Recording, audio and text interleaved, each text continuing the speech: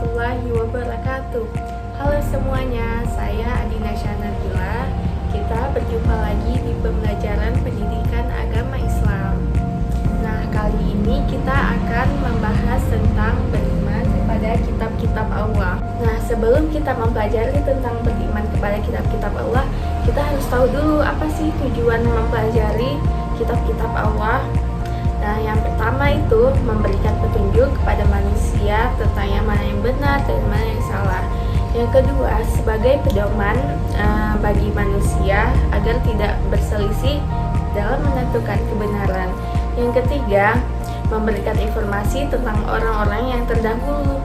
Yang keempat, manusia menjadi lebih tahu betapa besarnya perhatian dan kasih sayang Allah SWT terhadap hamba dan makhluknya. Nah, selanjutnya kita akan membahas pengertian tentang beriman kepada kitab-kitab Allah. Apa sih artinya? Nah, iman kepada kitab-kitab Allah adalah meyakini dengan sepenuh hati bahwa Allah telah menurunkan kitab kepada nabi dan rasul yang berisi wahyu untuk disampaikan kepada seluruh umat manusia. Nah, kitab Allah kan ada 4, apa saja, yaitu kitab Taurat, kitab Zabur, kitab Injil, dan Al-Quran. Nah, sekarang kita akan membahas satu persatu secara detail. Nah, jadi yang pertama kita akan membahas tentang kitab Taurat. Nah, kitab Taurat adalah kitab yang diturunkan oleh Allah kepada Nabi Musa alaihissalam pada abad ke-12 sebelum Masehi. Nah, nama Taurat sendiri itu artinya adalah syariat atau hukum. Dan jadi pada saat itu Nabi Musa diutus oleh Allah SWT untuk berdakwah kepada Bani Israel yang telah ia bebaskan dari cengkraman Fir'aun. Jadi kitab Taurat ini diturunkan sebagai pedoman bagi Bani Israel atau yang disebut juga bangsa Yahudi.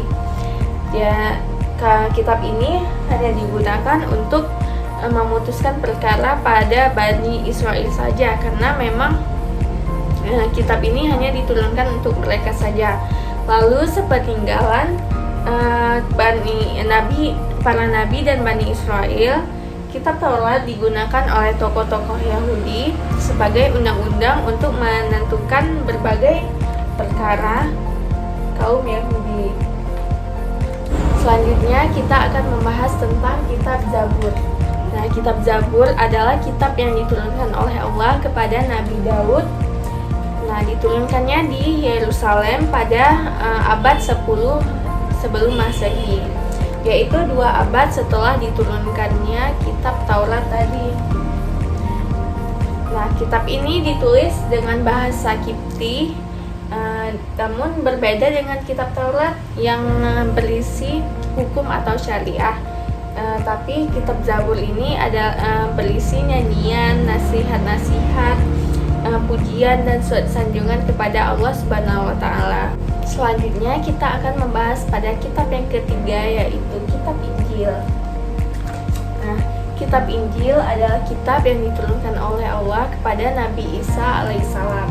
Sama halnya dengan Nabi Musa dan Nabi Daud, Nabi Isa juga merupakan nabi dari bangsa Yahudi ataupun Bani Israel.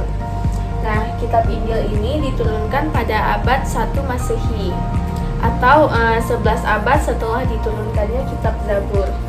Kitab Injil diturunkan di daerah Yerusalem dengan berbahasa Suryani.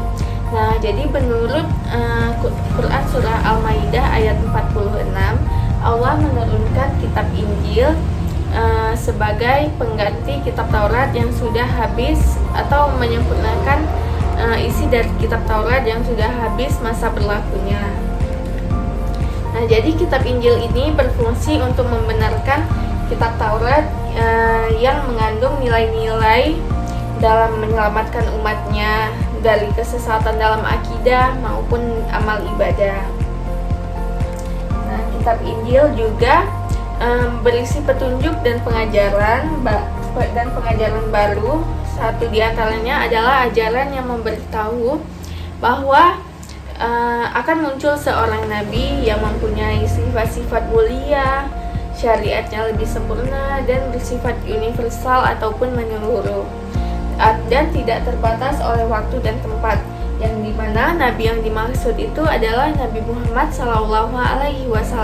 Nah, selanjutnya kita akan membahas kitab yang terakhir dan kitab yang sampai sekarang kita menjadi pedoman bagi umat Islam, yaitu Al-Quran. Nah, Al-Quran adalah kitab yang diturunkan oleh Allah kepada Nabi Muhammad SAW pada abad ke-6 Masehi ataupun sekitar 611 sampai 632 Masehi. Nah, Al-Quran diturunkan menggunakan bahasa Arab sehingga saat ini keaslian Al-Quran tetap terjaga dan terus dibukukan dengan menggunakan bahasa Arab. Nah, kitab suci Al-Quran ini terdiri dari 114 surah dan 30 juz. Al-Quran ini mengandung wahyu langsung dari Allah Subhanahu wa Ta'ala yang diwahyukan di Gua Hira. Al-Quran ini diturunkan berangsur-angsur selama 23 tahun, yaitu 13 tahun di Mekah dan 10 tahun di Madinah. Nah, peristiwa turunnya Al-Quran yaitu disebut Nuzulul Al-Quran, yaitu pada 17 Ramadan tahun 610 Masehi. Nah, adapun secara umum ajaran pokok yang terkandung dalam Al-Quran, yang pertama itu ajaran akidah ataupun keyakinan.